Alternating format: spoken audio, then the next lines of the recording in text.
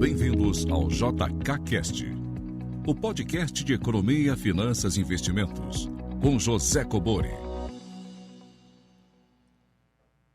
Sejam todos muito bem-vindos a mais um episódio do JKCast. Perguntas em áudio e texto para o WhatsApp 61 98117 0005. Lembrando sempre as perguntas mais objetivas, né, entre 40 segundos e 1 minuto. E, como sempre, sem mais delongas, vamos iniciar aqui que hoje eu vou tentar responder o máximo de pergunta possível, tá, pessoal? Então vamos lá. A primeira pergunta.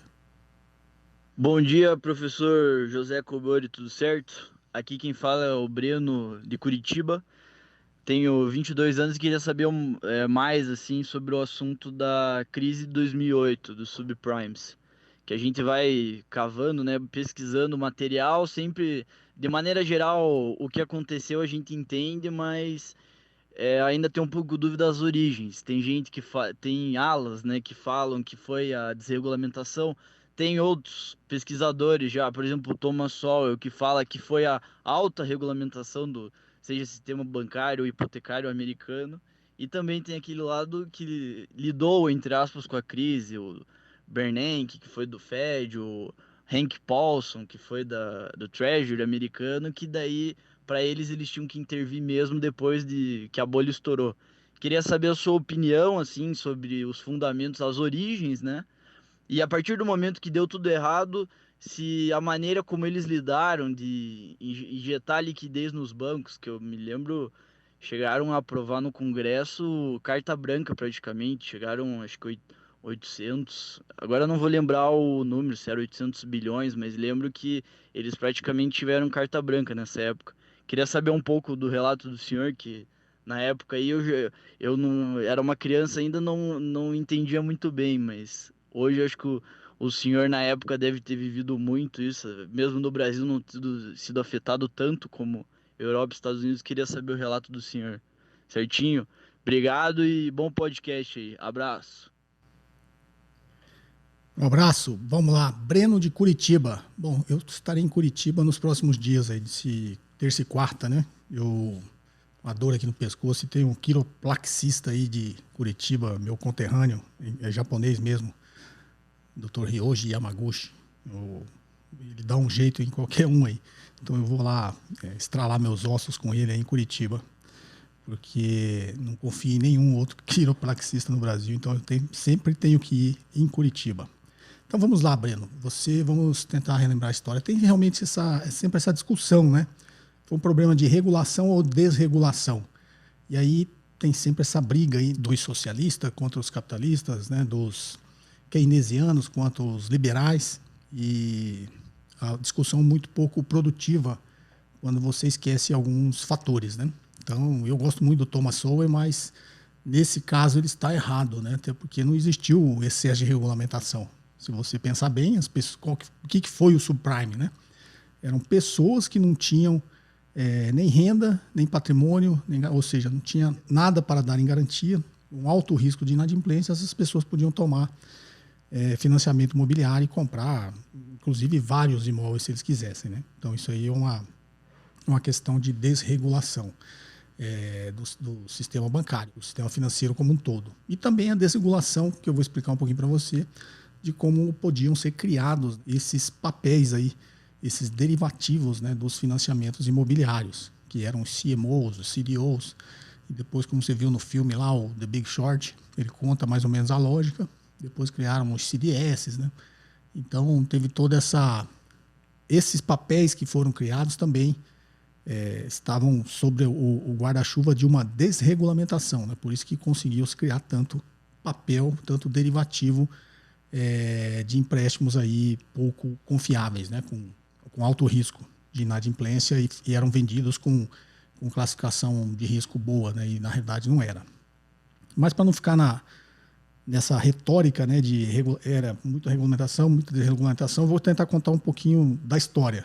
Tá? Se eu errar as datas, vocês me desculpem, porque já faz um tempinho que eu li, foi na época da crise. 2008, realmente, eu já tinha a minha empresa de investimentos, né? Minha empresa de investimentos eu fundei ela em 2005, né? E também fui afetado pela crise do subprime, né?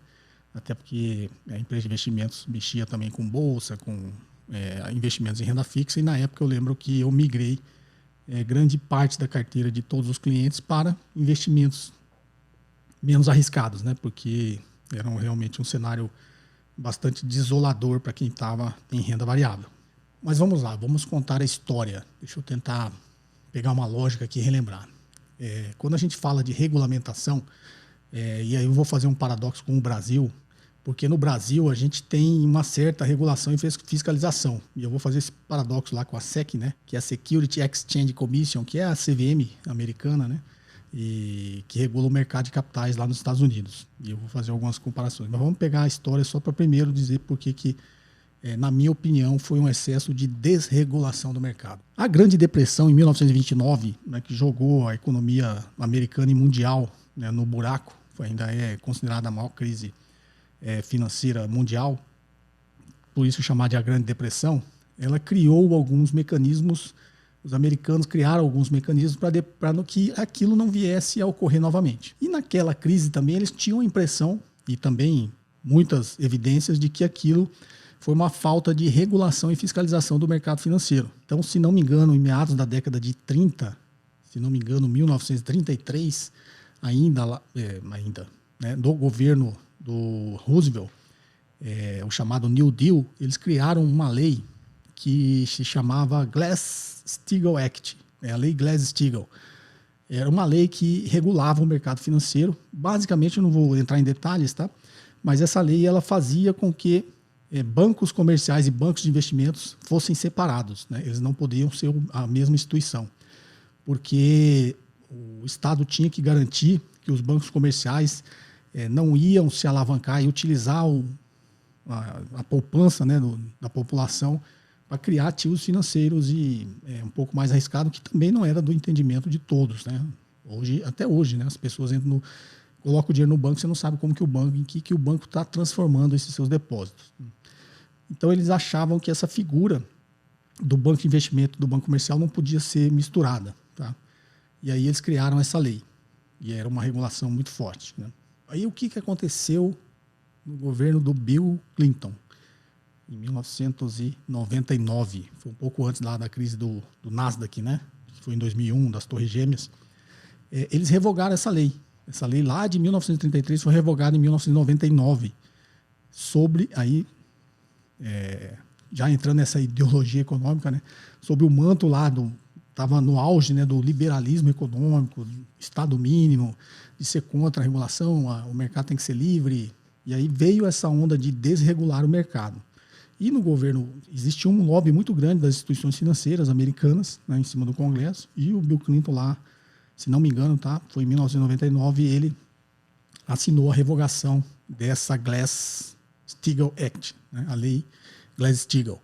E aí desregulou o mercado financeiro. O mercado financeiro passou, já não tinha mais essas amarras dessa lei, passou a ficar um pouco mais livre, né? Naquela época era o mundo passou, tá, por e eu também embarquei, eu sempre acreditei muito nisso, e conforme você vai amadurecendo, você vai também amadurecendo o seu pensamento, você vai lendo sobre muito mais, cada vez você, né, por isso que eu sempre incentivo as pessoas a lerem, você vai lendo, você vai entendendo um pouco melhor por dentro como que as coisas realmente acontecem ou deveriam acontecer, né? Mas nessa época, a gente vinha lá dos Estados Unidos, Ronald Reagan, na Inglaterra, Margaret Thatcher, então tinha uma onda de liberalismo econômico, sob o ponto de vista econômico, está muito grande. Sob o ponto de vista econômico, o liberalismo, e sob o ponto de vista político lá era um pouco mais conservador, né? Margaret Thatcher era do Partido Conservador britânico.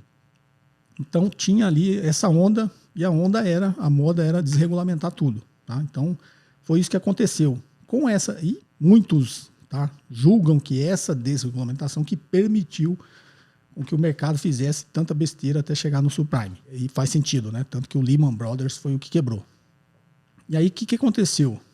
Que aí também, na época, eu lembro que tem um negócio que eles chamam de moral hazard, ou seja, o risco moral. A instituição financeira quebrou, ela não pode ser salva, porque ela vai servir de lição para as outras não fazerem besteira. Então, o mercado, você vê, nunca deixa a instituição financeira quebrar, porque isso tem um efeito dominó. Eu já expliquei aqui no podcast como que isso acontece. Mas naquela época tinha essa onda do Estado mínimo, liberalismo, criou toda essa desregulamentação. E aí eles resolveram, né, no Moral Hazard, falar, ó, o Lehman Brothers vai quebrar, não, vamos salvar, vamos deixar quebrar. Para quem assistiu, tem vários filmes que contam essa passagem, tá? Essa última nossa crise tem o Big Short, né, que eu expliquei. Naquela época tem esse Margin Call, que inclusive acho que é com Kevin Spacey, né? Conta esse dia. Tem o Too Big to Fall, Grande Demais para Quebrar. Tem vários filmes que contam essa história aí da crise subprime. Então, o que aconteceu? Eles deixaram o Lehman Brothers quebrar e aquilo gerou um pânico, não só nos Estados Unidos, como no mundo inteiro, né? Então, é aquela crise da credibilidade. Se esse quebrou, todos os outros vão quebrar. E aí existe uma corrida pela liquidez. Todo mundo que tem dinheiro em banco vai querer tirar, todo mundo que tem... Eu lembro que o banco na Inglaterra ali, na Escócia, no mundo inteiro, né? Na Austrália, fila de pessoas nos bancos querendo tirar o seu dinheiro, né? Então, isso nunca pode acontecer. Por isso que em crises financeiras, os bancos têm que ser preservados para não gerar um efeito cascata. Tá? E aí tem essa discussão de deixa quebrar, tudo bem. Moralmente, por isso chama risco moral, né? Moralmente a gente gostaria que eles quebrassem. Mas quando eles quebram, os mais prejudicados são sempre os mais pobres, tá? Numa crise. Então existe essa discussão, os bancos devem ser salvos ou não. E aí deixaram o Lehman Brothers quebrar e o negócio degringolou. Para quem se lembra, na época, a maior seguradora do mundo já era a AIG, que vocês conhecem aqui no Brasil, a AIG era a maior, ia quebrar também. E outros bancos estavam prestes a quebrar. Nesse filme, eu não sei se é no Too Big to Fall que conta essa história, mostra ali essas figuras que você citou todo, o Henry Paulson, o Ben Bernanke, mostram todos eles ali fazendo as reuniões com todos os CEOs desses grandes bancos, né? O Goldman Sachs, o Bear Stearns, que acabou quebrando, o Citigroup, o JP Morgan, todos esses grandes bancos ali se reunindo com o Fed para saber, e o Fed forçando a barra ali para as instituições maiores comprar as menores, né, para elas não quebrarem, fizeram um grande arranjo ali, e o Fed injetando dinheiro, comprando os ativos, digamos, os ativos podres, para retirar ele do sistema e sanear o balanço dos bancos. Então isso eles deixaram quebrar, depois viram que foi um erro, e aí foi uma corrida, nesses filmes mostram, né, para eles tentarem resgatar novamente o sistema financeiro. Então, o que eu quero dizer com isso? E por que isso aconteceu? Por uma desregulamentação do mercado. Tá? E agora eu vou fazer o paralelo com o Brasil. Tem um outro filme também que chama O Mago das Mentiras. Esse é com Robert De Niro. Conta a história lá do Bernard Madoff, aquele cidadão que deu o fundo dele, ficou 19 anos funcionando, e era simplesmente uma pirâmide, não tinha ativo nenhum dentro daquele fundo. Se não me engano, foi 50 bilhões de dólares, né, que ele sumiu, né, na crise do subprime aí, porque a pirâmide quebrou. Por que é uma pirâmide? Quando tiver mais gente entrando que saindo, ela funciona, né? Porque você está remunerando quem está saindo com o dinheiro de quem está entrando. Então você promete lá uma rentabilidade, 10% ao ano. Então por isso que eu sempre falo para vocês, toma cuidado quando, né, a esmola é demais, o santo desconfia, tá?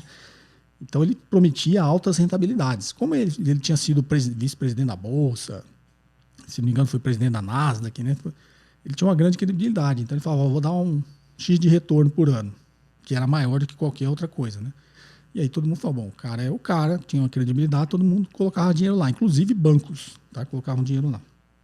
E o que o Bernard Madoff fazia? Não fazia nada, era uma pirâmide, o dinheiro entrava lá, e aí um outro pedia um resgate pequeno e ia lá e ficava cobrindo. Por isso que a pirâmide ela sempre funciona enquanto estiver entrando mais dinheiro do que saindo. O que aconteceu na crise subprime? Que eu acabei de falar, corrida pela liquidez. Você começa a quebrar em outros mercados.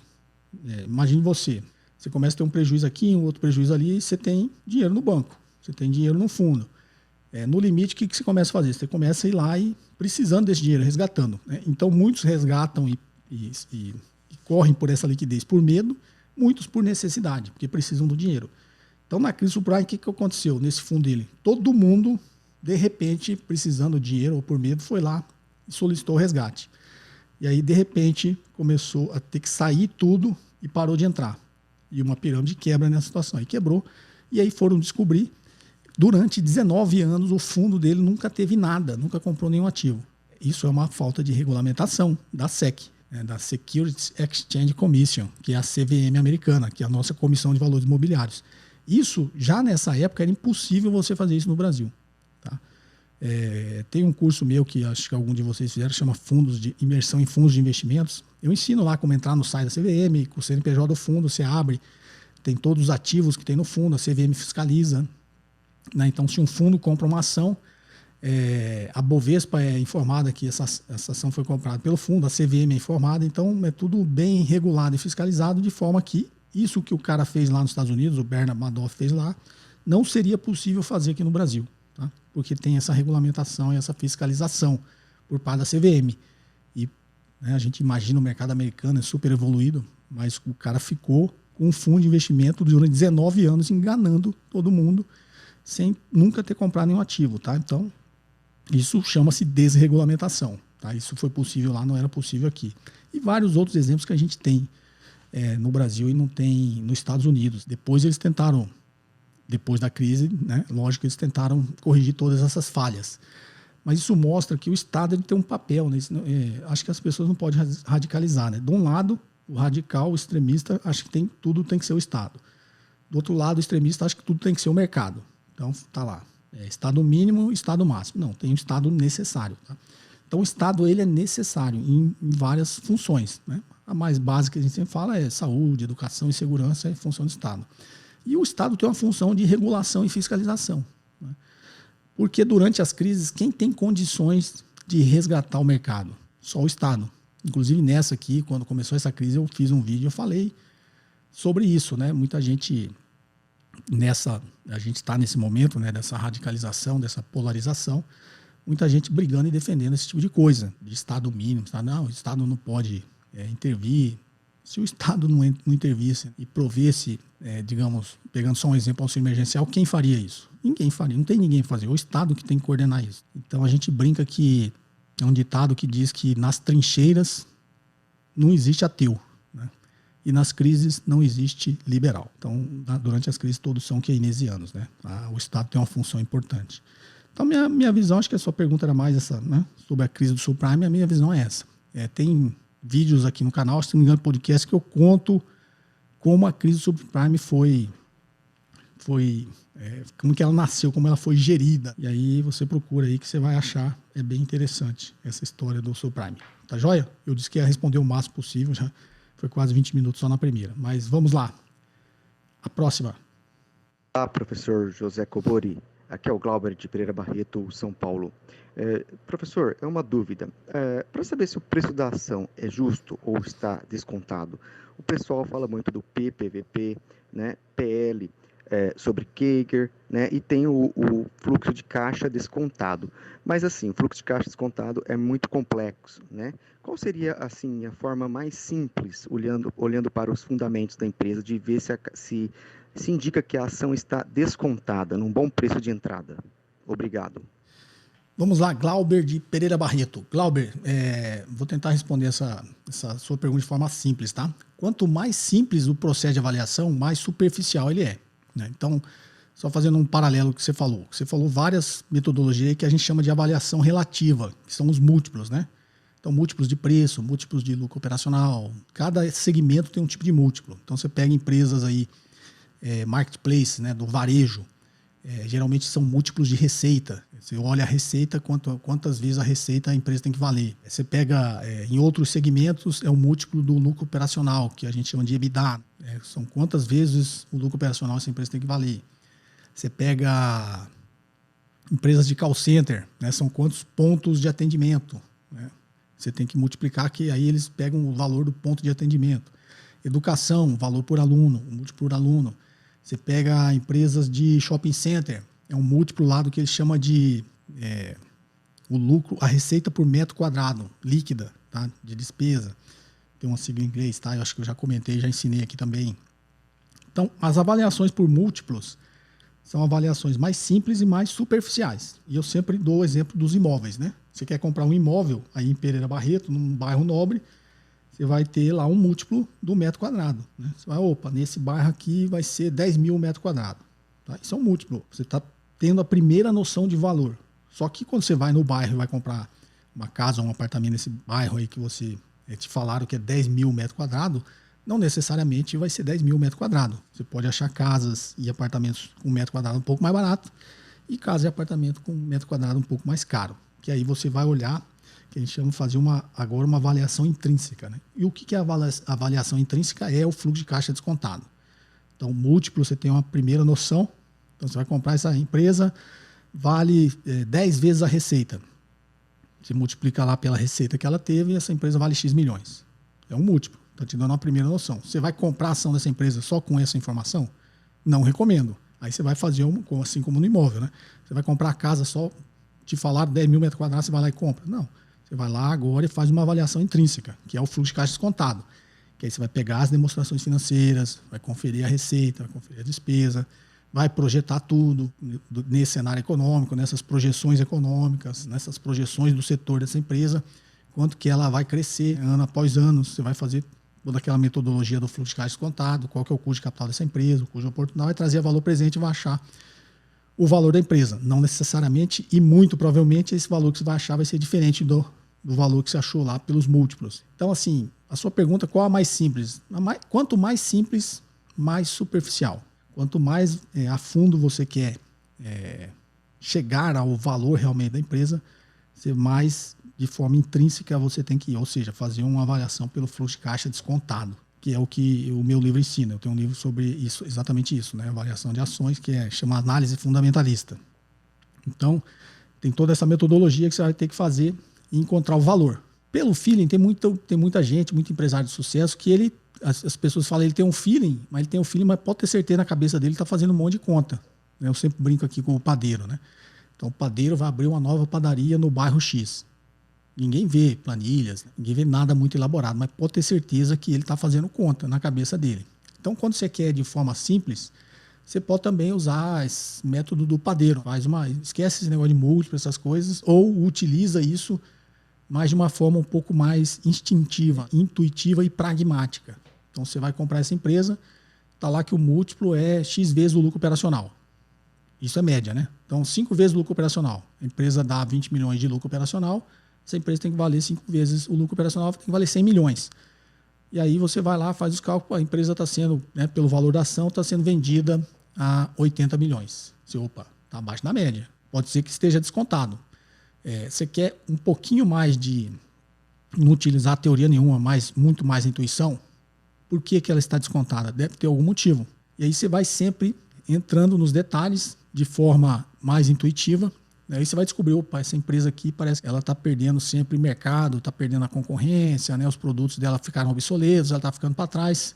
Você vai investigando, você vai ver que talvez tenha motivo para ela estar valendo menos do que a média, né? Que é o que a gente fala de você fazer. Tem um vídeo meu que eu acho que chama-se 10 lições para investidores, que eu também explico isso, que às vezes uma ação está barata porque ela tem motivo para isso, ou seja, não está barata, né? Então tem que prestar atenção sempre nisso, tá, Glauber? Essa é a minha recomendação, espero ter te ajudado. Vamos para a próxima? Bom dia, José Cobori, meu nome é Natan, falo da cidade de São Paulo. Estou com uma dúvida referente à NTNB, que eu estava dando uma olhada referente ao mês 11, e o valor nominal atualizado está na casa dos R$ 3.368. Porém, quando fui dar uma olhada lá no Tesouro Direto, tem algumas NTNB que está sendo negociada na casa dos R$ 4.000, né? O preço unitário está na faixa etária dos R$ 4.000. Eu gostaria de saber por que isso acontece, porque se o valor nominal atualizado está na casa dos 3.000, então por que tem algumas NTNB que para você comprar ela está valendo R$ 4.000? Um abraço. Bem, Natan, vamos lá. Nesse último curso, e até no primeiro lá, o Comportamento dos Mercados, que é o primeiro, e nesse último, Segredo da Independência, eu não sei se você fez o curso, tem lá eu ensinando a calcular o valor de uma NTNB. E eu vou explicar aqui por que isso acontece, tá? Você falou o valor nominal atualizado é tanto e o preço lá para ser negociada esse título é maior. Né? Foi 3.000 aqui e no outro está 4.000. Isso é possível? É possível e é muito comum, tá? Porque a cotação dela é matemática. Então deixa eu te explicar. O valor nominal atualizado já está dizendo, uma NTNB é IPCA mais juros, tá, ok? Então, o valor nominal atualizado está pegando o valor desse título quando ele foi lançado por R$1.000, né? A NTNB também, sempre que ela é lançada por R$1.000. E a partir do lançamento dela, vai atualizando esses R$1.000 pela inflação. Tá? Então, esse valor nominal atualizado que você está vendo de 3.000 e tanto, é o valor atualizado pelo IPCA, pela inflação. Só que a NTNB tem a outra perna, que é os juros, a IPCA mais juros. Então, como que você acha o preço final, se ele tem duas partes? Então, a primeira parte é o valor nominal atualizado. A segunda parte é a cotação por essa taxa de juros. Tá? Então, como que você faz a cotação? Você pega o fluxo de caixa da NTN-B. Então, imagine que daqui até o vencimento da NTN-B tenha 10 fluxos de caixa. Ah, Cobori, por que 10? Porque você tem 2 por ano, que é o cupom. Então, você tem um cupom a cada 6 meses e lá no final é o cupom mais o principal. Então, imagine que você está comprando hoje e faltam 10 fluxos ainda de caixa para você. Tá? E você negociou lá IPCA mais 2%. Mais 2%. Então, o VNA é simples, você atualizou, está aqui. E tem um cálculozinho para você atualizar exatamente até o dia que você vai pagar, tá? Mas imagine que você atualizou todo pela inflação. Então, você tem a primeira parte do valor dessa NTN-B. A segunda parte é a cotação. Então, essa cotação está em percentual. Então, o que é o percentual? Eu tenho 10 fluxos. O primeiro fluxo é 2,9563%. É porque eu sei esse número, porque você faz a taxa que eu sempre fiz isso aí, sempre vai ser isso aí, tá? 2,95%, né? 2,563 alguma coisa por cento, ao semestre é a mesma coisa que 6% ao ano. É a taxa equivalente ao ano. Então, 6% ao ano é 2,95% ao semestre. Então, você vai ter 10 fluxos. Então, você vai ter 9 fluxos de 2,95% e o último fluxo de 102,95%. Porque 100% é o principal, mais os 2% do cupom. Então, imagine, 10 fluxos. 9 fluxos de 2,95% e o último fluxo de 102,95%. Você vai trazer todo esse fluxo que está em percentual, você vai trazer a valor presente pela taxa de juros que você negociou, que é 2%. Então vai ser, imagina o primeiro fluxo, 2,9563 dividido por 1 mais a taxa elevada ao tempo. Então, 1 mais a taxa, 1 mais 2 vai dar 1,02, né? Elevado ao tempo que falta para você receber esse fluxo, esse primeiro cupom. Então vai ser lá 2,9563 dividido por 1,02 elevado, aí você vai ter que achar a taxa equivalente, né? A taxa está sempre expressa ao ano, então o ano é 252. Falta quantos dias para esse primeiro fluxo? Ah, falta 200 dias. Então vai ser uma taxa equivalente, vai ser 200 dividido por 252. Você vai levar 1,02 aí, se trazer o valor presente vai dar um percentual diferente dos 2,9563. A valor presente vai ser 2,80 e alguma coisa. E assim sucessivamente, você vai fazer com todo esse fluxo a mesma conta. Quando você chegar nessa cotação aqui, a 2%, com certeza vai estar acima de 100%. Então a cotação, sei lá, vai ser 140%. Então o valor desse título é o valor nominal atualizado vezes 140%. Ou 140% do valor nominal atualizado. Que, como é 140%, vai ser maior do que o VNA, né? Que os 3 mil. Então é exatamente isso, tá? Se você consultar lá a taxa de juros, quando você falou que você olhou lá no Tesouro e estava 4 mil e alguma coisa, lá tá expressa a taxa de juros que está sendo negociado, tá? Então é só você pegar e pega essa informação que é a taxa de juros, que é a única que você precisa, e faz essa conta que eu falei, que você vai ver, você vai chegar nesse valor aí dos 4 e pouco. Tá ok? Espero ter te ajudado. Forte abraço. Vamos à próxima? Ô professor, é o Marcos do Rio de Janeiro, tudo bem? Vamos lá. Caso eu compre uma put para seguro de carteira sem ter a ação, no dia do vencimento, se eu exercer abaixo do strike, o que vai acontecer? Automaticamente o dinheiro vai entrar na minha conta, eu fico vendido? Eu preciso comprar ação antes do dia do vencimento para poder exercer? Essa é a minha dúvida. Um grande abraço. Vamos lá, Marcos do Rio de Janeiro. Marcos, só corrigindo algumas coisas, tá? No início você falou, se eu compro uma put para proteger a minha carteira sem ter ação, então você já está contradizendo, né? Para proteger a carteira, você está protegendo a ação que você tem. Se você comprou uma put sem ter ação, você não está protegendo a carteira. É um outro tipo de operação, tá? Não é uma operação de proteção de carteira, né? Proteção de carteira é você comprou a ação e comprou a put, que acho que nos episódios passados teve muita pergunta sobre opção de venda, que é a put. Então você comprou a ação, tá com medo dela cair muito, para proteger você compra uma put, que é o direito de vender. Então, como você falou, eu quis proteger minha carteira e comprei uma put sem ter ação. Então a operação não é proteção de carteira, tá? Você pode estar fazendo aí é muito mais operação especulativa, já que você não tem ação. Você está comprando a put, que a gente chama, você está comprando o derivativo, né, a opção a seco. O que é comprar uma opção a seco? É não ter o ativo.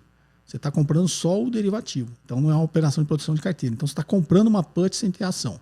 Quando você compra uma put, você tem o direito de vender. E aí, pela sequência do que você falou, você está dizendo que a ação caiu mesmo. Aí talvez um erro No que você falou quando vencer o strike estiver abaixo. Não, é quando vencer o preço da ação estiver abaixo do preço de strike, né, que é o preço de exercício. Então imagine que você comprou essa put com o direito de vender a ação a 10. Chegou lá no dia de vencimento, a ação está valendo 8. Então se você tem direito de vender uma coisa que está a 8, vender a 10, você vai vender, você vai exercer. Então você falou, aí eu exerço o meu direito de vender. Óbvio, né? A ação está custando 8, você tem o direito de vender a 10. Quem te vendeu essa opção, essa put, tem a obrigação de comprar a ação. Então você tem o direito de vender, ele vai ter a obrigação de comprar. Então quando você exercer o seu direito, você vai exercer o direito de vender e ele de comprar. Você tem que vender uma coisa que você tem. Então você tem que comprar a ação. Que na realidade faz sentido, né? Mas a ação está 8, você vai comprar a 8 e vai vender a 10. Aí você vai ganhar essa diferença. E aí você falou ficar vendido, eu entendi que você exerceu o seu direito de vender, né? A ação, você ficou vendido na ação e a sua dúvida se eu tinha que ter ação. Não, você vender a ação, você tem que ter ação, tá, Marcos? Acho que eu respondi aqui a sua dúvida, né? Espero ter te ajudado aí. Forte abraço. Vamos à próxima? Olá, professor Kobori. Aqui é Glauco, eu sou de Nova Prata, na Serra Gaúcha. Eu li o teu livro da Análise Fundamentalista, fui teu aluno no Segredos da Independência. Queria agradecer aí pelos ensinamentos.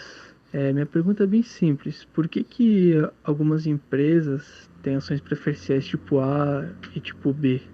Não sei se existe tipo C também, mas, por exemplo, a Copel e tem a Google. A Google ela tem a 34, né, que é o normal das BDRs, e tem a 35 também. Eu queria saber qual que é a diferença entre essas ações, essa da BDR e a diferença entre ações preferenciais do tipo A e do tipo B. Muito obrigado. Bem, Glauco, de Nova Prata, Serra Gaúcha. Fico feliz, Glauco, que você foi aluno aí, então, do Segredos da Independência. Espero que você tenha gostado. As perguntas anteriores você deve ter entendido tudo, né? Porque é exatamente o que eu ensino no curso, em detalhes, nessas fórmulas, como fazer os cálculos. Mas a sua dúvida, realmente, ela é até muito simples. O Google eu sei o que é, porque é uma coisa que eu acompanho. Então, o Google 34, ela tem direito a voto. E o Google 35 não tem direito a voto. É como se fosse um ordinário preferencial, tá? Mas não é. É só a 34 tem direito a voto e a 35 não tem direito a voto. Como que eu sei isso? É só você olhar no regulamento, se for igual da Copel, você falou que você tem que olhar no estatuto da empresa. Da Copel eu não sei, mas vou explicar a teoria. Classes de ações têm diferenças nos direitos, nas vantagens e desvantagens. Então, se você tem lá preferencial PNA e PNB, tem uma preferencial tipo A e uma preferencial tipo B, no estatuto da empresa vai estar explicando a diferença dessas ações. Então elas vão ter diferenças em direitos. Sei lá, uma você tem direito a receber os dividendos e na outra você tem direito a dividendos menores, mas você tem prioridade na restituição de capital, no caso de dissolução da empresa. Então isso é só olhando no estatuto da empresa para você saber exatamente os direitos de cada classe de ação. Então a empresa criou preferencial A e preferencial B, elas vão ter uma diferença ali nos direitos. Tá ok? É só você procurar lá. No próprio site da empresa, Relações com Investidores, você acha essa informação. Espero ter te ajudado e a gente se vê na plataforma do curso. Forte abraço. Vamos à próxima? Olá, professor José Kobori. Aqui é o José Carlos, eu falo de Passos, Minas Gerais. Venho fazer mais uma pergunta aí, sou antigo aluno seu do método 1%, né? Curso que me ajudou muito nos meus investimentos e ainda vem ajudando bastante, principalmente nessa crise. A minha pergunta é o seguinte: o que realmente impacta a cotação do dólar comercial? Grandes operações feitas aí por day trades, né? Negociando contrato de mini dólar ou dólar cheio, seja por day trades ou grandes bancos, eles têm realmente poder para variar a cotação do dólar, puxando, esticando o preço ou até segurando por alguns dias? Ou a variação desse preço do dólar, o que realmente influencia, o que pesa nele, é a nossa balança comercial, o turismo ou o patamar que está a taxa de juros? O que realmente impacta nessa variação? Desde já, muito, muito grato aí. Obrigado. José Carlos de Passos, Minas Gerais, aluno do Método 1%. O Método 1% foi a primeira turma, né? Depois eu logo mudei o nome desse curso, é o mesmo curso para o Investidor de Alta Performance, né? Que é um curso só focado em ações, né? Investimento em ações. Fico feliz aí que tenha te ajudado na crise. Até, inclusive, meus vídeos, né, no canal antes da crise, eu já vinha orientando como que o investidor tem que selecionar ações em tempos de crise. E no curso, com bastante mais detalhes, né? Então, acho que é por isso que te ajudou aí. Fico feliz que o conhecimento tenha sido útil, né, para você enfrentar essa crise. Mas vamos lá. O que influencia o preço do dólar? Você perguntou. Day traders, quem... Esquece, esses caras não têm poder nenhum para manipular o mercado, tá? Principalmente quem opera mini dólar, né? Quem opera mini dólar, o nome já diz, é porque ele não tem cacife para ficar operando o contrato cheio. Quem opera os contratos cheios e especulador tem poder, não tem poder nenhum, tá? De manipular o preço da moeda. Por quê? Porque os fluxos são muito grandes. Quem tem poder de derrubar ou segurar a cotação é o Banco Central, que tem 400 bilhões de dólares em reserva. Então ele tem, como diz no ditado popular, ele tem bala na agulha. Quando ele entra no mercado, o mercado não vai contra ele só por especulação, porque o Banco Central, como eu já expliquei aqui, ele entra para segurar o momento lá de volatilidade. Quando há um problema de liquidez momentânea, ou seja, muito mais gente vendendo do que comprando, ele entra comprando. Muita mais gente comprando do que vendendo, ele entra vendendo. Ele tenta equilibrar essas duas contrapartes aqui, tá? Para que a taxa de câmbio não dispare, porque pode ser um problema pontual, uma fuga de capitais, um aumento no nível de aversão ao risco. Então o Banco Central entra. Então, quando o Banco Central entra, o mercado está lá sabendo que ele está suprindo a necessidade do mercado de liquidez e ninguém vai ficar apostando contra ele. Que era exatamente o que acontecia antes do Banco Central não ter a reserva que ele tem, né? Que eu já expliquei aqui também a importância desse nível de reserva. Até dei um número aqui, uma metodologia, depois vocês procuram aí, que diz qual mais ou menos tem que ser esse patamar. Então, quando não tinha lá no governo Fernando Henrique, o que aconteceu? A max desvalorização, né, da moeda, porque naquela época acho que tinha 20 bilhões de dólares. Então imagine, um grande operador, um grande especulador fala, bom, o cara só tem 20 bilhões na carteira para enfrentar o mercado. Vamos contra ele. Uma hora ele vai ceder. No caso agora, não. Ele tem um patamar suficiente para cobrir toda a dívida externa brasileira, pública e privada, tá? Ou seja, tudo que as empresas também devem, tudo que os brasileiros e empresas devem no exterior, ele tem suficiente para cobrir. Por que esse volume? Porque exatamente o volume de dinheiro que pode sair do Brasil. Então você tem uma dívida em dólar lá nos Estados Unidos. Surgiu uma crise de aversão ao risco. Você vai querer pagar a sua dívida. Esse dinheiro vai sair do Brasil, né? Você vai ter que comprar dólar para pagar a dívida lá. Então, quando você entra na ponta compradora, você está jogando a taxa de câmbio para cima. Então, se o Banco Central tem um volume de reserva suficiente para cobrir todo esse volume de dívida pública e privada que os brasileiros, né, as empresas, o governo e as pessoas têm no exterior, ele já está sinalizando que, podem comprar o dólar que eu tenho suficiente aqui para entregar. Então, isso já é é um seguro. O mercado sabe que o Banco Central tem. Ninguém vai apostar contra ele nem contra a moeda.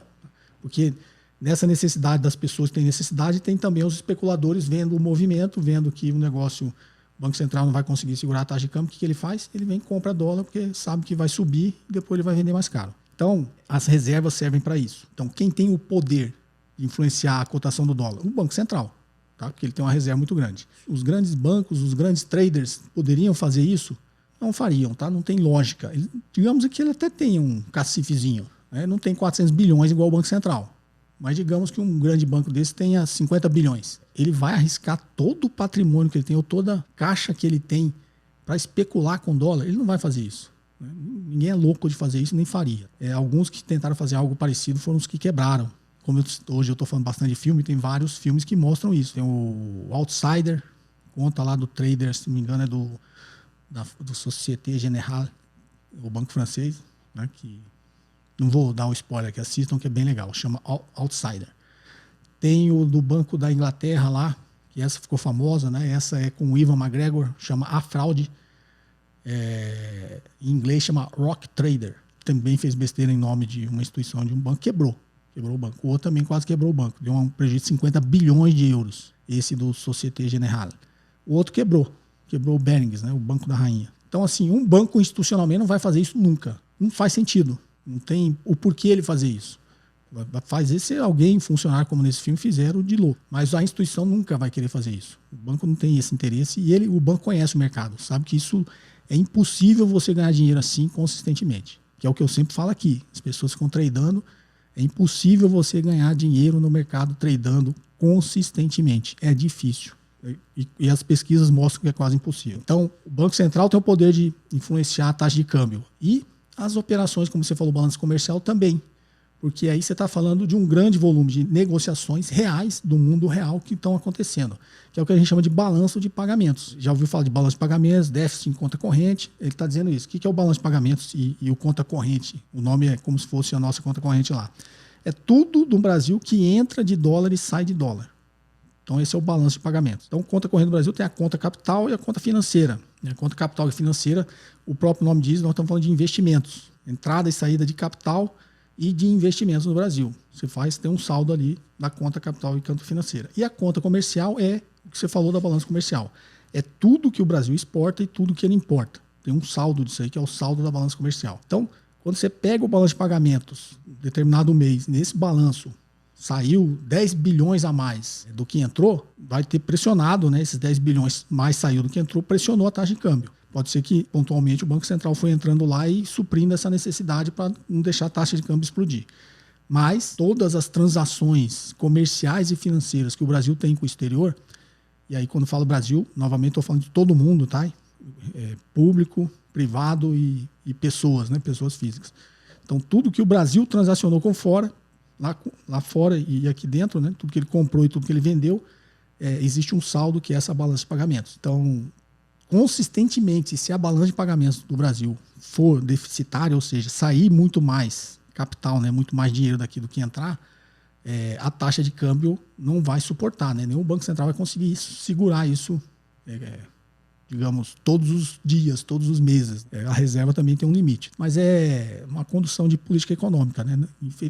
Felizmente, isso não é crônico, né? Tem vezes que o Brasil tem déficit, tem vezes que ele tem superávit, mas é assim que se influencia a taxa de câmbio. Espero ter te ajudado. Bem, agora em texto, né? Vamos lá, tem bastante pergunta. Tentar cobrir todas, né? Ser mais democrático aqui, vamos lá. Boa noite, José Cobori. Me chamo Igor e falo de Brasília. Fui seu aluno no Investidor de Alta Performance e no Independência Financeira. Excelentes cursos com um excelente professor. Muito obrigado, Igor. Cobori, eu gostaria de pedir para o senhor, se possível, se poderia falar um pouco mais sobre o cálculo da TIR. TIR é taxa interna de retorno, tá? Para quem está o nosso ouvinte.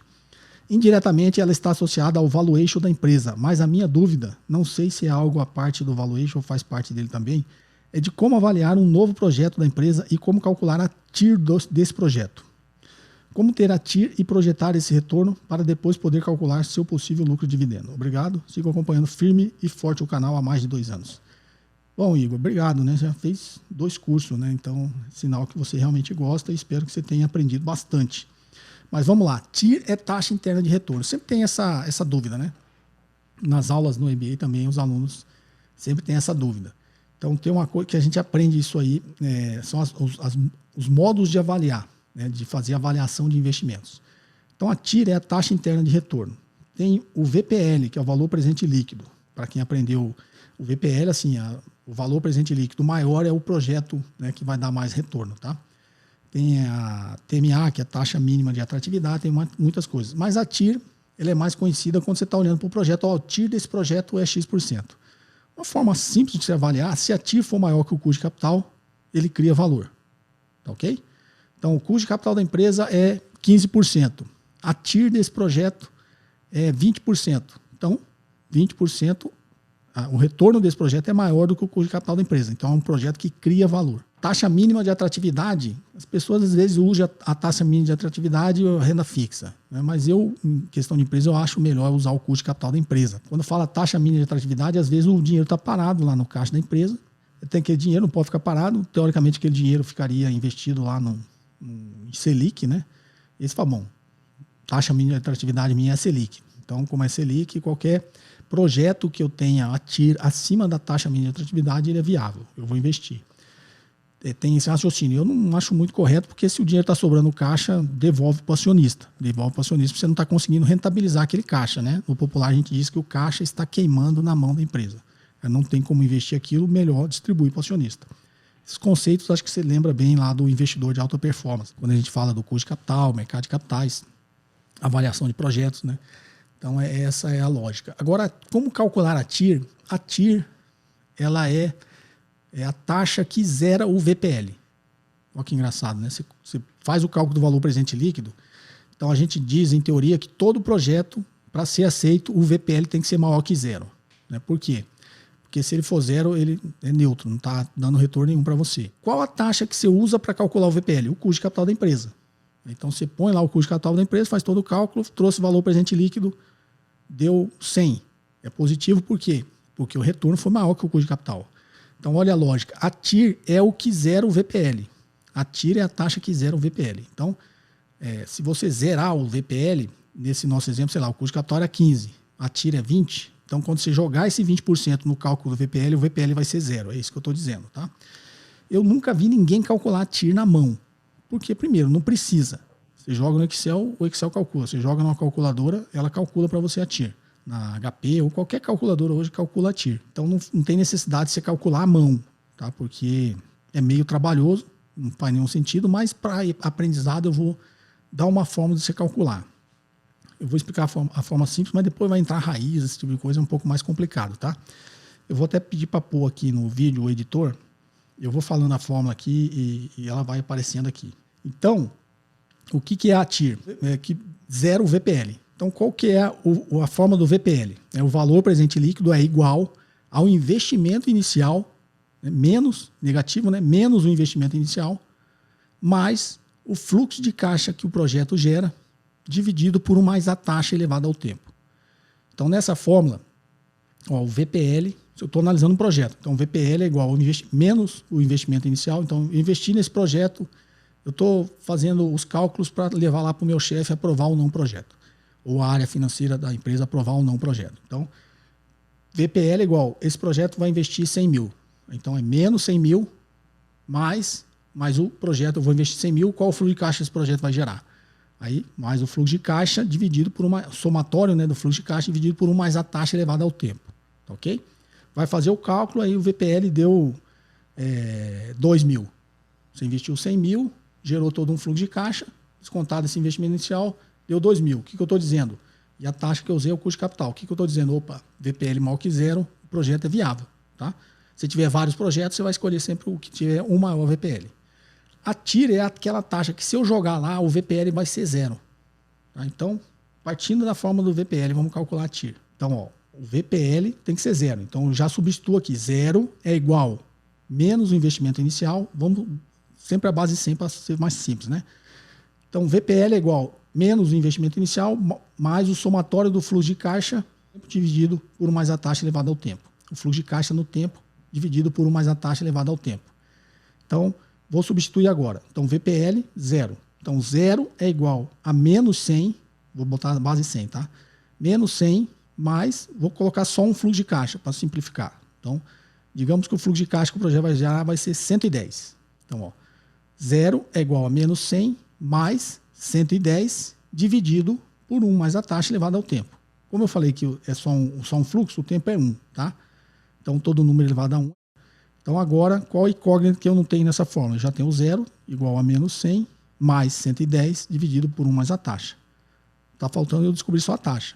Então, é a taxa que vai ser o TIR, concorda? A taxa que eu colocar lá vai ser igual a 0, vai zerar tudo. Então, agora eu substituo aquele... Vamos colocar outra incógnita. 1 mais a taxa vai ser para mim o X. Né? Então, agora, 0 é igual a menos 100 mais 110 dividido por X. Menos 100 mais 110 dividido por X é a mesma coisa que menos 100x mais 110. Tá, ok? Então, 0 é igual a menos 100x mais 110. Menos 100x está negativo. Se eu jogar ele para o outro lado da igualdade, ele vai positivo. Então, vai ficar 100x é igual a 110. Jogo sempre dividindo. X é igual a 110 dividido por 100. Tá, ok? 110 dividido por 100 é 1,1. Então, x é igual a 1,1. Okay? Essa é a primeira informação que eu já descobri. Agora eu vou lá e substituo na fórmula de novo, do 1 mais a taxa. Lembra? 1 mais a taxa não é x? Então, x é igual a 1,1 e x é igual a 1 mais a taxa. Agora eu substituo esse x de novo. Então, 1,1 é igual a 1 mais a taxa. Tá, ok? Aí eu quero descobrir a taxa. Então, 1 mais a taxa, 1 eu passo do outro lado negativo. Então, agora vai ficar a taxa é igual a 1,1 menos 1. A taxa é igual a 0,1. 0,1 é um fator, transformar em percentual é 10%. Então, a TIR é 10%. O que esse cálculo todo está me dizendo? Que se eu jogar os 10% naquela fórmula do VPL, ele vai ser 0. 0 é igual a menos 100 mais 110 dividido por 1,1. 110 dividido por 1,1, 100, né? Então, ó, VPL vai ser igual a menos 100 mais 100. VPL é igual a 0. Então, calculando dessa forma, você chegou a 10%. Quando eu falei qual o complicômetro, que eu simplifiquei aqui com um fluxo só, mas o projeto não tem só um fluxo. Então, aquele 1 mais a taxa vai estar elevado a outros fluxos, né? Se tiver 5 fluxos, você vai ter 1 mais a taxa elevado a 2, 1 mais a taxa elevado a 3, 1 mais a taxa elevado a 4. Aí você vai ter que tirar a raiz, né, de todos esses números que estão elevados, você vai ter que tirar a raiz e complica um pouquinho a conta. Mas dá para fazer, né? Mas ninguém faz. Se jogar na HP, ela faz para você. Se jogar no Excel, faz para você, tá? E na tentativa e erro, você pode também ir substituindo, que é o que o computador faz, tá? O que o Excel faz é exatamente isso. Só que ele faz isso em milésimos de segundo. Ele tentativa e erro, né? Ele tem que zerar o VPL, ele vai jogando a taxa lá. Então, imagine o nosso exemplo. Joguei 9, não zerou. Joguei 9,2, não zerou. Joguei 9,5, não zerou. Joguei 9,7, não zerou. Ele foi jogando, a hora que ele jogou 10%, zerou. Opa, a tira é 10%, tá? É o que o computador faz. Não sei se compliquei mais sua cabeça, mas acho que ficou entendível, tá? Espero que você tenha gostado, Igor. E a gente se vê lá na plataforma do curso. Vamos à próxima? Bom dia, professor Cobori. Me chamo Rodrigo, sou de São Paulo. Há algum tempo acompanho seu canal e fui aluno dos seus cursos. Por isso, não posso deixar de registrar aqui o meu agradecimento pelos ensinamentos e te dar os parabéns pelos seus conteúdos. São excelentes. Minha dúvida é sobre vendas de puts, de empresas com bons fundamentos com o objetivo de comprá-las com desconto. Na sua opinião, essa estratégia pode ser considerada para trazer bons resultados no longo prazo ou apenas estarei especulando o mercado? Pois uma vez que a ação não ficar abaixo do strike da opção, ficarei apenas com o prêmio da put vendida. Forte abraço. Rodrigo, isso é especulação, tá? Eu entendi a sua dúvida. Você está dizendo, bom, se a empresa tem bons fundamentos, muito provavelmente a ação dela não vai cair, né? A probabilidade da ação dela cair por ela ser uma empresa de bons fundamentos é muito baixa. Então, se eu vendo uma put, você está vendendo a descoberto, tá? Então, você está especulando. Então, você vendeu uma put porque você confia nisso. A empresa tem bons fundamentos, a ação não vai cair. Se ela não cair, eu não vou ser exercido. Ninguém vai querer vender essa ação para mim, porque ela não caiu. E aí, o que vai acontecer? Eu fico com o prêmio da put. E, novamente, é uma especulação, você está especulando a seco e é muito arriscado, tá, Rodrigo? Por mais que as empresas tenham bons fundamentos, você está fazendo uma operação arriscada. Quem te diz que amanhã não sai uma notícia horrível, né, e o mercado, de repente, comece a despencar e está próximo do vencimento da sua put? Você vai ser exercido e você não tem ação. Então é uma operação especulativa muito arriscada, tá, Rodrigo? Eu não recomendo você fazer isso, tá? Por mais que seja uma empresa com bons fundamentos, tá? Você está confiando, né, que a ação não vai cair, você não vai ser exercido, você vai ficar com o prêmio da put. Então, minha recomendação é não faça. Pode dar certo, pode ficar um tempo dando certo, mas quando der errado, você vai ter um prejuízo. E às vezes maior do que tudo que você ganhou, tá? Geralmente é isso que acontece no mercado. A pessoa vai ganhando, vai se empolgando, quando ela perde muito mais do que tudo que ela ganhou. A gente brinca no mercado que o mercado sobe de escada e desce de elevador. Ou o contrário, né? Para quem está vendido, ela desce de escada e sobe de elevador. É só uma alusão aí para ficar mais inteligível. Vamos lá? A próxima. Bom dia, professor Cobori. No seu podcast número 57, o senhor informou que as fintechs do mercado financeiro, o dinheiro está na conta rendendo, não possui a garantia do FGC. Entretanto, o Nubank, para estimular o cliente a investir com tal garantia, envia mensagem ao seu cliente para fazer a escolha de deixar seus depósitos em RDB. RDB é Recibo de Depósito Bancário, que é diferente do CDB, que é o Certificado de Depósito Bancário. Na verdade, no final das contas, é quase a mesma coisa.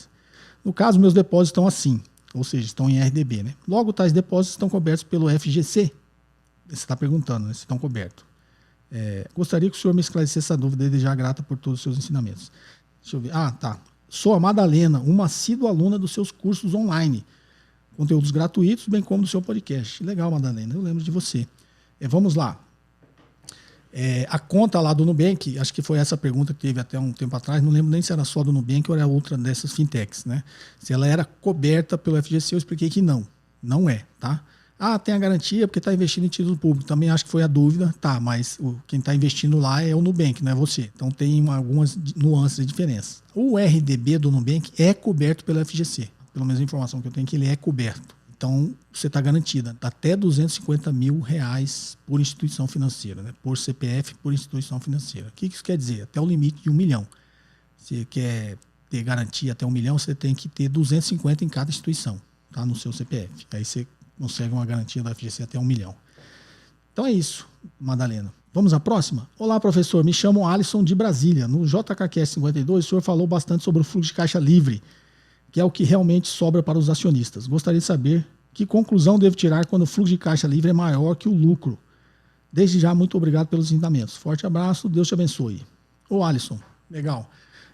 Vamos lá. O fluxo de caixa livre, acho que a pergunta no podcast passado foi o fluxo de caixa livre negativo, né? Agora você quer saber qual conclusão você tira se o fluxo de caixa livre for maior do que o lucro.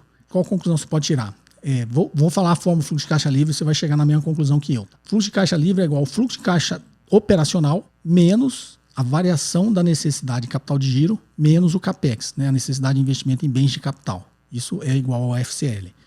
Então, se eu fosse simplificar, o FCO, fluxo de caixa operacional, mais o FCI, o fluxo de caixa de investimentos, é igual ao FCL, fluxo de caixa livre. Então, quando o fluxo de caixa livre pode ser maior que o lucro? Se esse seu fluxo de caixa de investimento for positivo, né? Então, a variação da necessidade de capital de giro pode ser positiva? Pode.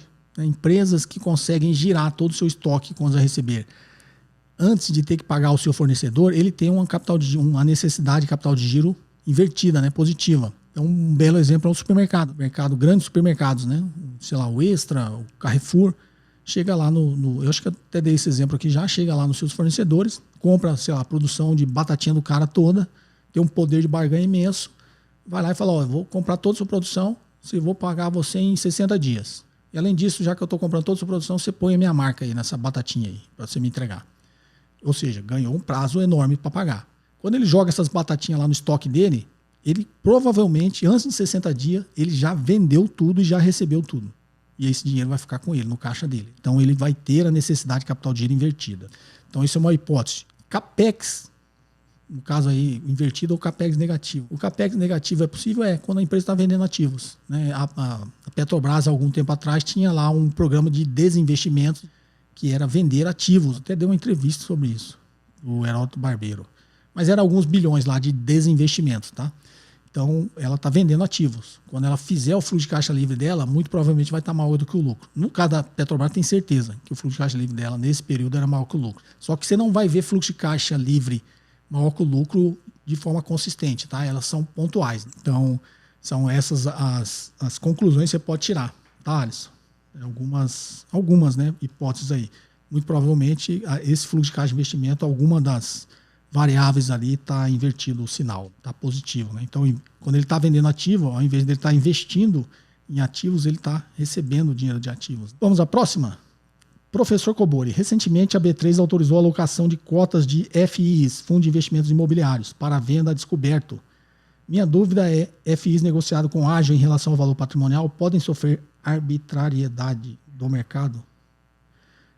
Acho que você quis dizer arbitragem. Então, em relação ao valor patrimonial, podem sofrer arbitragem do mercado, alugando e vendendo, fazendo assim o preço da cota cair pela pressão na parte vendedora? Obrigado. Tiago, de São Paulo. Vamos lá, Tiago. Alugando e vendendo não é arbitragem, tá? Arbitragem, você está fazendo essa operação de comprando e vendendo ou o mesmo ativo ou ativos diferentes. Você está fazendo a arbitragem. Aqui você está alugando e vendendo. Você está vendendo a descoberto, porque você não tem a cota, você está alugando a cota. Se tudo der errado, você vai ter que pagar o aluguel e comprar a cota para entregar. Então, na verdade, alugando e vendendo, você está fazendo uma operação de venda a descoberto. Não acredito que tenha esse efeito, não. Até porque, bons fundos imobiliários, o valor da cota vai sempre estar acima do valor patrimonial. Porque é uma expectativa, né? Mesma lógica da ação. A ação das empresas, as boas empresas, sempre estão acima do valor patrimonial, porque existe uma expectativa que aquela empresa vai crescer. De um fundo imobiliário, existe a expectativa de que aquele fundo imobiliário vai se valorizar, os imóveis, os ativos que estão lá dentro vão se valorizar. Então, geralmente, o valor da cota está acima do valor patrimonial do fundo. Estou dizendo bons fundos. Então, você fazer uma operação de alugar e vender a descoberto para tentar ganhar dinheiro com isso e achar que esse volume vai fazer pressão consistente para a cota, o valor da cota cair, eu acho meio difícil, tá? Se possível, é muito arriscado. Se isso for possível, alguém começar a fazer isso, ou um grupo de investidores começar a fazer isso, pode até ser que ele faça uma pressão, mas é uma operação extremamente arriscada. Se você está pensando em fazer isso, eu não recomendo. Tá ok? Vamos à próxima. Bom dia, professor. Me chamo Paulo, sou de Itambacuri, Minas Gerais. Estou escrevendo um artigo sobre Bitcoin e gostaria de saber sua opinião sobre essa criptomoeda. Seria ela um bom hedge? Não. Bitcoin não é hedge. Tá? Bitcoin, por enquanto, ainda é especulação. Está tendo uma alta consistente? Tá, mas é muito volátil. A alta consistente que está tendo do Bitcoin é porque tem muito mais gente comprando do que vendendo de forma consistente. Só que esse movimento pode se inverter a qualquer momento, por isso que esse ativo é volátil. Ela não é um hedge, não pode ser considerado um hedge, é um ativo extremamente volátil e especulativo. Né? Talvez você imagine que pode ser um bom hedge porque pode ser considerado uma reserva de valor. Eu não sei se pode ser considerado também uma reserva de valor, tá, Paulo? Não sei se pode ser considerado uma reserva de valor porque, novamente, é muito volátil. Né? Reserva de valor é aquilo que você compra para preservar o seu capital diante de um cenário de alta aversão ao risco. Então, quando tem um cenário de alta aversão ao risco, você vai lá e compra, sei lá, ouro. Ouro é uma reserva de valor. Você acha que tudo vai dar errado, inclusive com o dólar. Você compra ouro porque você acha que, num alto cenário de aversão ao risco, o ouro não vai se desvalorizar. O dólar, tudo vai mal no mundo, a última moeda aí mal vai ser o dólar. Então, vou lá e compro o dólar. O dólar é uma reserva de valor. Bitcoin pode ser considerado, nesse conceito que eu acabei de explicar, reserva de valor? Não. Pode acontecer, inclusive, o inverso, né? Aumenta muito a aversão ao risco. Ninguém acredita mais em nada, inclusive não acredita nem no Bitcoin, que Bitcoin ainda é muito... Se eu fosse traduzindo popular, não tem onde se agarrar. Né? O pessoal fala do lastro, porque não é uma moeda de curso forçado. Primeiro, não pode ser considerada uma moeda ainda, e ela não é de curso forçado. Dizem que a grande vantagem é justamente por isso, a moeda descentralizada, o blockchain, tudo isso tem suas vantagens na tecnologia, e ela é uma moeda privada, não está na mão de nenhum governo. Pode ser visto como uma vantagem isso, mas também pode ser visto como uma desvantagem. O que é uma moeda de curso forçado? É a moeda que o Estado emite. Então o Estado brasileiro emite o real. Por que ela é de curso forçado? Porque nós somos obrigados a utilizar o real, porque no limite o governo só aceita real para pagar imposto. Então os impostos lá, imposto de renda, né, todos os impostos são cobrados em reais. Você não pode chegar lá para o governo e falar, vou pagar você em dólar. Ele não vai aceitar, você vai ter que trocar o dólar por real. Você pode até chegar, vou querer pagar em Bitcoin, ele não vai aceitar, você vai ter que trocar o Bitcoin por real. Então isso é uma moeda de curso forçado. Então, sob esse ponto de vista econômico, o Bitcoin, sei lá, pode ser considerado até uma antimoeda. Então, você está escrevendo um artigo, tem um vídeo meu no canal que eu falo sobre Bitcoin. É um vídeo até antigo, fiz bem lá atrás, mas ele está muito ainda sob o ponto de vista filosófico. Dá uma assistida, acho que você vai gostar, Paulo. Forte abraço aí, sucesso aí com o seu artigo.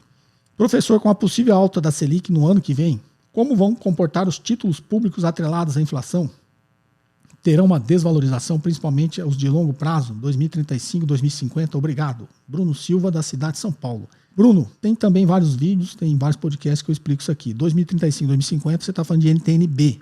Então, NTN-B tem, como eu expliquei, tem duas, tem a parte pré e a parte pós, né? A parte pré é os juros e a parte pós é o IPCA. Então, quando a taxa de juros sobe, essa parte pré, né, da NTN-B, ela desvaloriza o título, tá? Porque quando você sobe a taxa de juros, como eu sempre digo, está no denominador. Então, o número que está no denominador sobe, o valor presente desse título cai. Como os títulos mais longos, 2035, 2050, como a gente disse, tem uma duration maior, ela tem muito mais risco, né? Ela oscila muito mais. Imagina lá, eu sempre brinco o princípio do chicote. Então você pega o chicote aqui, imagina que o chicote fique parado na horizontal, tá? Não é, né? Mas você tá aqui com o chicote, ele tá parado na horizontal. Aí você dá uma mexidinha aqui, pequena, o que acontece no curto prazo aqui, na parte mais curta? Ele vai ter uma ondinha pequena, né? Mas quando chegar lá na frente, vai ter aquela chicoteada, né? Aquela onda grande. A mesma coisa acontece com taxa de juros. Taxa de juros de curto prazo, ela sobe um pouquinho, o efeito lá no longo prazo é muito maior. A curva inclina muito mais. Por isso que os títulos de longo prazo, eles sofrem muito mais do que os títulos de curto prazo. Então, tome cuidado com isso. Tem acho que um vídeo que eu explico até a minha visão sobre as NTN-Bs curtas e longas, tá? E eu considerei curta até 3 anos. Por quê? Porque a pressão inflacionária e o aumento da taxa de juros, ela não é, digamos, tão provável e tão arriscada nos próximos 3 anos do que é depois de 3 anos. Essa leitura eu tinha feito lá quando eu fiz o vídeo, tá? Hoje pode ser que eu faça outra leitura. A gente vê aí índices de inflação sendo pressionados, tá ok? Vamos lá, a próxima. Minha questão é, ao fazer valuation, nós usamos como referência para a taxa livre de risco bond com vencimento mais próximo do período projetado. E o prêmio de risco, o spread do CDS. CDS é Credit Default Swap, tá, pessoal? Em comparação com os Estados Unidos. No caso de uma empresa que possui sede em um país, mas as receitas vindas de outro, como a Embraer, que tem sede no Brasil e 98% das receitas vindas dos Estados Unidos e Europa, faz sentido usar a taxa livre de risco do Brasil, mas o prêmio de risco do lugar onde ela tem receitas? Vamos lá, sua pergunta, você não colocou o nome, né?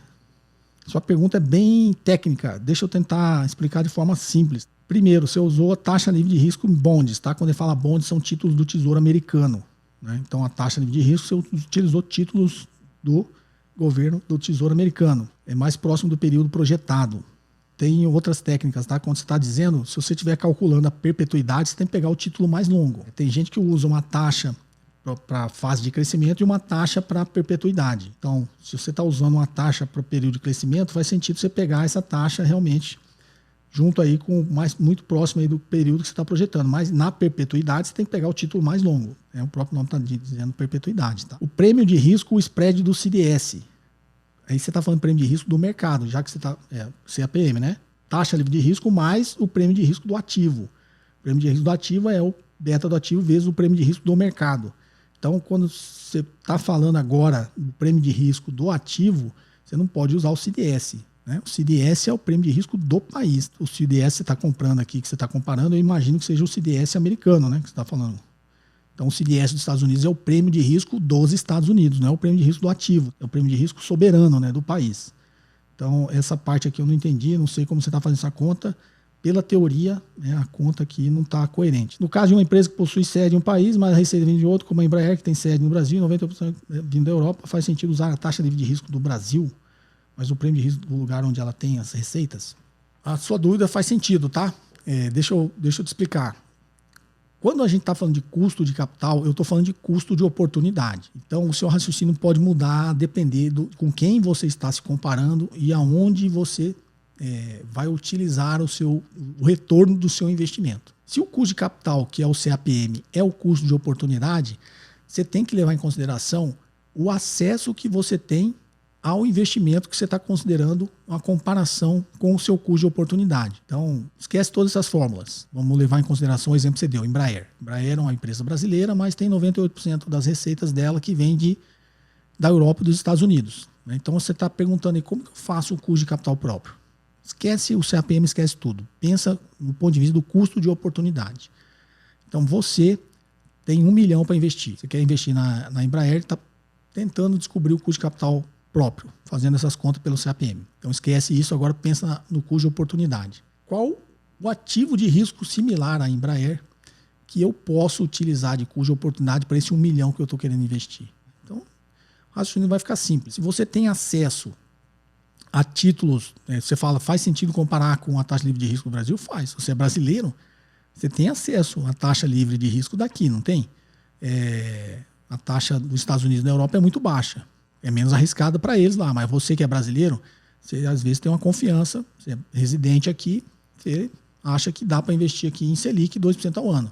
Não vai investir 0% lá nos Estados Unidos, 0,2% lá na Europa, negativo lá no Japão. Você vai investir nos 2%, é pequeno, mas é positivo aqui, 2% no Brasil. Então, a taxa de risco do Brasil é o seu custo de oportunidade. Agora não, sou americano, estou lá nos Estados Unidos. Já tenho outra visão. Para mim, talvez a taxa de risco seja Tesouro Americano. Eu tenho até uma oportunidade de investir lá no Brasil. A empresa brasileira vai investir lá no Brasil, mas eu acho um país muito arriscado, né? Pode ser que as coisas saiam do controle e o Brasil vai sofrer. Os Estados Unidos vai sofrer bem menos.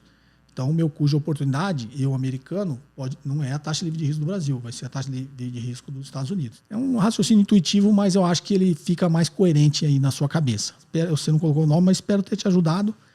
Esse episódio ficou longo, eu acho que eu corri um pouco aqui, consegui responder bastante pergunta hoje, tá, pessoal? A intenção é ficar cada vez mais dinâmico, né, para vocês terem cada vez mais conteúdo. Eu fico feliz com isso e vocês notam que eu faço isso com prazer, né? Um conhecimento que eu tenho e eu gosto de falar sobre isso, tá, pessoal? Então, perguntas em áudio e texto para o WhatsApp 61 98117 0005. Foi um prazer estar com vocês e até o próximo episódio. Um forte abraço. Você ouviu mais um episódio de JK Cast, o podcast de economia, finanças e investimentos com José Cobori.